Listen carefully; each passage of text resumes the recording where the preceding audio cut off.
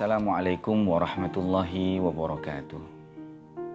Alhamdulillah wassalatu wassalam ala rasulillah Sayyidina Muhammadin ibni Abdillah wa ala alihi wa sahbihi wa man walah.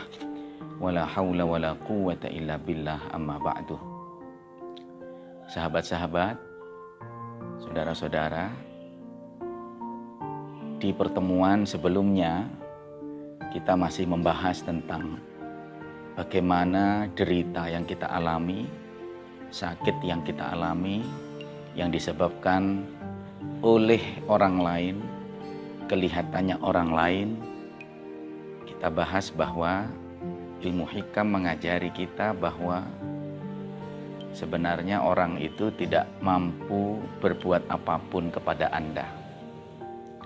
Jadi yang terjadi pada diri Anda, sakit hati Anda itu sebenarnya adalah sinyal dari Allah Subhanahu wa ta'ala kepada Anda, kepada kita ini, untuk dengan sakit hati itu kita kemudian menjadi menyebut nama Allah. Nyatanya, sebagaimana saya katakan sebelumnya, kebanyakan kita ini baru ingat Allah jika ada derita, jika ada masalah, jika ada penyakit. Bisa jadi kita menyebut nama Allah atau sering-sering menyebut nama Allah sebab hati kita sedang disakiti oleh orang lain. Oleh sebab itulah Allah Subhanahu wa ta'ala mengirimkan derita demi derita ini yang sepertinya bukan nikmat. Dalam kacamata hikmah, bisa jadi derita itu adalah pintu dari kenikmatan. Sebab dengan derita itu kita kemudian menjadi dekat dengan Allah Subhanahu wa ta'ala. Apa yang terlihat sebagai penolakan ternyata adalah penerimaan. Saudara, sebagaimana kesedihan, derita yang kita alami di dunia ini, maka demikian halnya pula kebahagiaan, sukacita, kesenangan yang kita rasakan.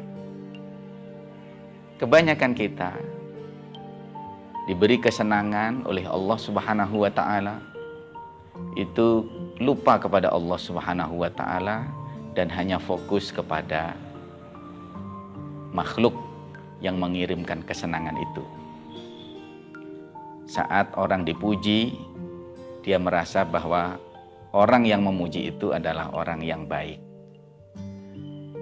Dia lupa bahwa sebenarnya mulut orang yang memuji itu tidak bisa bergerak kecuali mulut itu digerakkan oleh Allah Subhanahu wa ta'ala. Demikian halnya saat mendengar orang yang mencaci, orang fokus kepada si pencaci. Dia tidak sadar bahwa mulut sang pencaci tidak mungkin bergerak kecuali atas izin dari Allah Subhanahu wa ta'ala.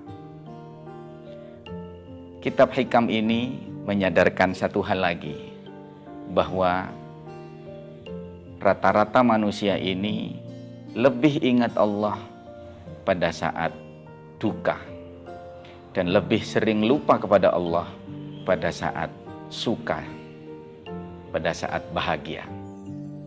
Oleh sebab itu ada sabda Rasul sallallahu alaihi wasallam yang kira-kira berbunyi, ta'arraf ilallahi firraha, mendekat-dekatlah kalian kepada Allah pada saat bahagia. Niscaya Allah akan menyelamatkanmu, akan membersamaimu pada saat duka, pada saat sedih. Para ulama salaf mengajari kita tentang doa yang mustajabah. Kapan doa itu menjadi mustajabah? Apakah pada saat kita berduka atau kita berdoa pada saat sukacita? Jawabannya ternyata adalah doa itu lebih diijabahi Allah pada saat manusia sedang bersukacita. Tapi jarang orang yang berdoa kepada Allah pada saat sukacita.